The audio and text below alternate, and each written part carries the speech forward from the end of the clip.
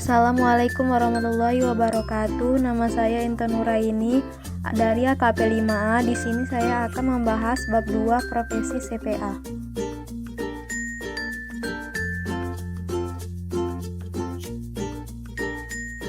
Kantor akuntan publik. Terdapat 4 kategori ukuran digunakan untuk menggambarkan kantor akuntan publik.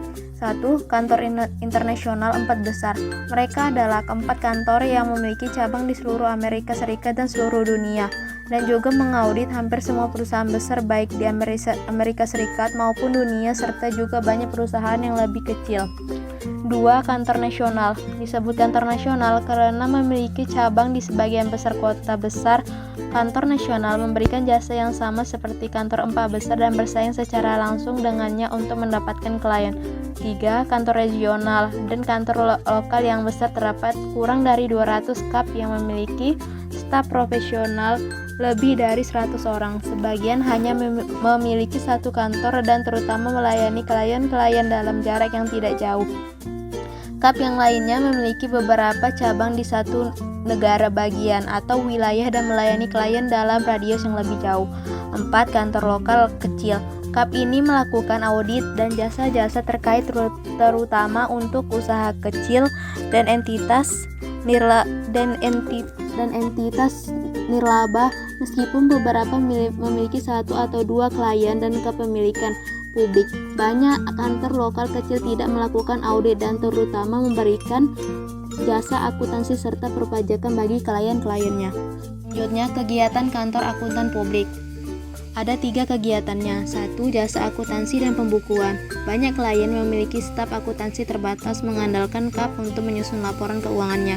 Sebagian klien kecil ini tidak memiliki personal atau keahlian untuk memanfaatkan peranti lunak akuntansi guna menyelenggarakan catatan akuntansinya sendiri. 2. Jasa perpajakan. KAP menyiapkan SPT pajak korporasi dan perorangan baik untuk klien audit maupun non-audit. Hampir setiap KAP melakukan jasa perpajakan yang mungkin mencakup pajak bumi dan bangunan, pajak hadiah, dan lain-lain karena kemungkinan sebagian pendapatan berasal dari jasa perpajakan. 3. Jasa konsultasi manajemen. Kebanyakan KAP memberikan jasa tertentu yang memungkinkan kliennya mengoperasikan bisnis secara lebih efektif. Jasa ini juga disebut dengan jasa konsultasi manajemen atau jasa penasihat manajemen. Selanjutnya, struktur kantor akuntan publik. 3 faktor utama yang mempengaruhi struktur organisasi semua KAP. 1. Kebutuhan akan independensi memungkinkan auditor tetap tidak bisa dalam menarik kesimpulan tentang laporan keuangan. 2. Pentingnya struktur untuk memicu kompetensi. Kompetensi memungkinkan auditor melaksanakan audit dan melakukan jasa-jasa lain secara efisien serta efektif. 3. Meningkatnya resiko tuntutan hukum yang dihadapi auditor.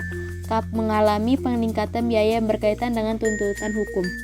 Selanjutnya, struktur organisasi. 6 struktur organisasi bagi KAP. 1. Perusahaan perorangan. Hanya kantor dengan pemilik tunggal yang dapat beroperasi dalam bentuk ini. 2. Persekutuan umum. Bentuk organisasi ini seperti perusahaan perorangan, kecuali bahwa bentuk ini menyangkut banyak pemilik. 3. Korporasi umum. Keunggulan korporasi adalah bahwa para pemegang sahamnya hanya bertanggung jawab sampai sebatas investasi mereka dalam korporasi itu. 4. Korporasi profesional. Memberikan jasa-jasa profesional dan dimiliki oleh satu atau lebih pemegang saham. 5. Limited liability company. Menggabungkan atribut-atribut yang paling menguntungkan dari korporasi umum dan persekutuan umum. 6. Limited liability partnership. Dimiliki oleh satu atau lebih partner. Selanjutnya, Sarbanes-Oxley Act dan Public Company Accounting Oversight Board, yang ditunjuk dan diawasi oleh Securities and Exchange Commission atau SEC. PCAOB mengawasi auditor perusahaan publik atau terbuka, menetapkan standar auditing dan pengendalian mutu untuk audit atas perusahaan publik, serta melakukan pemeriksaan dan pengendalian mutu di kantor-kantor yang melakukan audit tersebut. PCAOB mensyaratkan inspeksi tahunan atas kantor-kantor akuntan yang mengaudit lebih dari 100 emiten dan inspeksi atas kantor-kantor lain yang terdapat setidaknya setiap 3 tahun sekali. Selanjutnya, Securities and Exchange Commission adalah badan pemerintah federal yang membantu menyediakan informasi yang andal bagi investor untuk membuat keputusan investasi. Hal yang terpenting dari laporan-laporan ini adalah sebagai berikut. 1. Formulir S1 Formulir S berkaitan dengan Securities Act tahun 1933 dan harus dilengkapi serta didaftarkan ke SEC apabila suatu perusahaan berencana menerbitkan sekuritas baru kepada masyarakat. 2. Formulir B8K. Laporan ini diserahkan untuk melaporkan peristiwa-peristiwa yang penting bagi investor publik. 3. Formulir 10K. Laporan ini harus diserahkan setahun sekali dalam jangka 60-90 hari setelah penutupan setiap tahun fiskal, tergantung pada ukuran perusahaan. 4. Formulir 10Q. Laporan ini harus diserahkan setiap kuartal bagi semua perusahaan terbuka. Selanjutnya, American Institute of Certified Public Accountants atau ICPA. ICPA memiliki kewenangan untuk menetapkan standar dan pembuat aturan dalam 4 bidang utama berikut. 1. Standar auditing, bertanggung jawab untuk mengeluarkan pernyataan dan atau keputusan mengenai permasalahan auditing bagi semua entitas selain perusahaan terbuka. 2. Standar kompilasi dan review, bertanggung jawab untuk mengeluarkan pernyataan tentang tanggung jawab akuntan publik yang terkait dengan laporan keuangan perusahaan swasta yang belum diaudit. 3. Standar atestasi lainnya, Statements on Standard for Attestation Arrangements, memberikan suatu kerangka kerja bagi pengembang standar untuk penugasan atestasi. 4. Kode perilaku profesional, Commit on Professional Ethics dalam ICPA, menetapkan peraturan perilaku yang wajib dipenuhi para akuntan publik atau CPA. Fungsi lain ICPA adalah mendukung riset yang dilakukan staf risetnya sendiri dan menyediakan bantuan kepada riset lainnya. ICPA juga mempublikasikan berbagai bahan termasuk jurnal-jurnal seperti Journal of Accountancy, pedoman audit industri untuk beberapa industri, pemuktahiran periodik atas codification statement on auditing standards, serta Code of Professional Conduct. Selanjutnya, Standar Auditing Internasional dan AS. International Standard on Auditing dikeluarkan oleh International Auditing and Assurance Standards Board IAASB dari International Federation of Accountants atau IFAC. IFAC adalah organisasi profesi akuntansi sedunia dengan 167 organisasi anggota di 127 negara yang memiliki lebih dari 2,5 juta akuntansi di seluruh dunia. IAASB berupaya meningkatkan keseragaman praktik auditing, berbagai fungsi audit dan atestasi, serta dengan mendorong penerimaannya di seluruh dunia. Standar Auditing ICPA. Standar auditing untuk perusahaan swasta dan entitas lainnya di AS ditetapkan oleh Auditing Standards Board atau ASB dari ICPA. Standar-standar tersebut dikenal sebagai Statements on Auditing Standards atau SASS. Karena ASB menyelaraskan agendanya dengan IAASB, standar auditing ICPA serupa dengan ISAS meskipun ada beberapa perbedaan. Standar auditing PCAOB. Pada awalnya PCAOB mengadopsi standar auditing yang ditetapkan oleh ASB sebagai standar audit intiran. Selain itu, PCAOB juga mempertimbangkan standar auditing internasional ketika mengembangkan standar baru. Akibatnya, standar auditing untuk perusahaan-perusahaan swasta dan publik AS menjadi sangat mirip. Selanjutnya kita dapat lihat hubungan antara standar auditing AS dan internasional. Dimulai dari standar auditing internasional dapat diterapkan bagi entitas di luar Amerika Serikat, baru kemudian standar auditing ICPA dapat diterapkan bagi entitas swasta di Amerika Serikat. Selanjutnya standar auditing PCAOB dapat diterapkan bagi perusahaan publik AS dan pendaftar lain di SEC. Selanjutnya standar auditing yang berlaku umum. Terdapat 3 standar auditing yang berlaku umum. Pertama, standar umum, kedua standar pekerjaan lapangan, dan ketiga standar pelaporan. Standar umum itu, satu, audit harus dilakukan oleh orang yang sudah mengikuti pelatihan dan memiliki kecakapan teknis yang memadai sebagai seorang editor.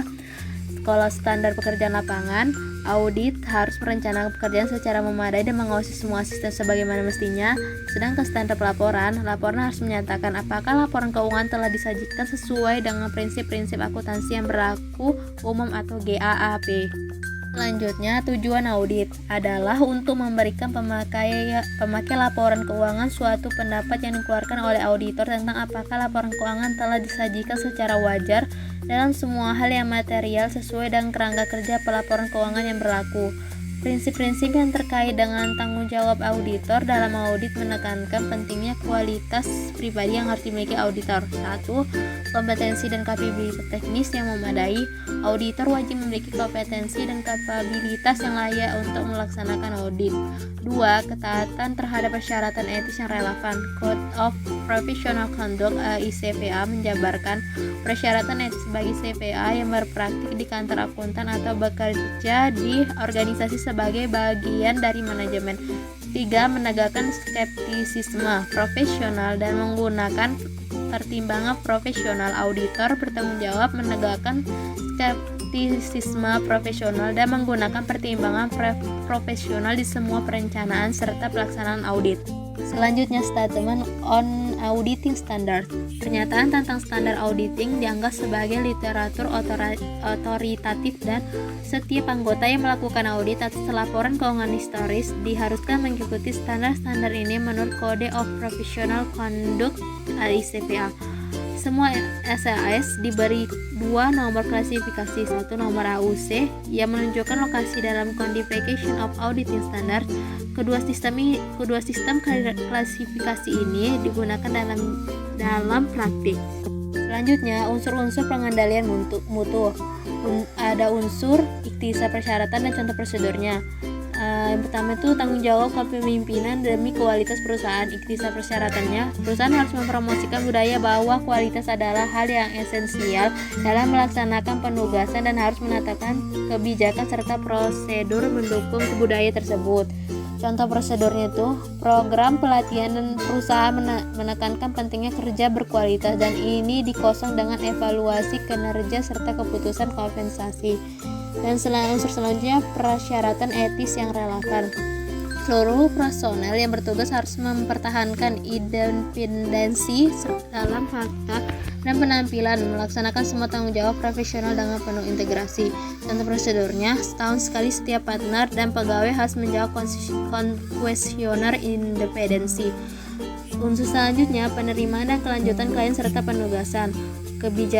Ikhtisar persyaratannya, kebijakan dan prosedur harus ditetapkan untuk memutuskan apakah akan menerima atau melanjutkan hubungan dengan klien. Contoh prosedurnya, sebuah formulir penilaian klien yang berkaitan dengan hal-hal seperti komentar audit terdahulu dan evaluasi atas manajemen. Selanjutnya, SDM. Ikhtisar persyaratannya, 1. Semua personel baru memiliki kualifikasi untuk melakukan pekerjaan secara kompeten. 2. Pekerjaan diserahkan kepada personel yang memiliki keahlian dan pelatihan teknis yang memadai. Contoh prosedurnya, setiap profesional harus dievaluasi atas setiap penugasan dengan memakai laporan penilaian penugasan di individu dari KAP yang bersangkutan. Selanjutnya, kinerja penugasan. Kebijakan dan prosedur harus memastikan bahwa pekerjaan yang dilaksanakan oleh personel penugasan memenuhi standar profesi yang berlaku, persyaratan peraturan dan standar mutu KAP itu sendiri. Contohnya, Direktur Akuntansi dan Auditing KAP siap memberikan konsultasi serta harus menyetujui semua penugasan itu diakhiri. Dan terakhir, pemantauan. Harus ada kebijakan dan prosedur untuk memastikan bahwa unsur pengendalian mutu lainnya diterapkan secara efektif. Contohnya partner bagian pengendalian mutu harus menguji prosedur pengendalian mutu setidaknya setahun sekali untuk memastikan kepatuhan KAP. Sekian dari saya. Assalamualaikum warahmatullahi wabarakatuh.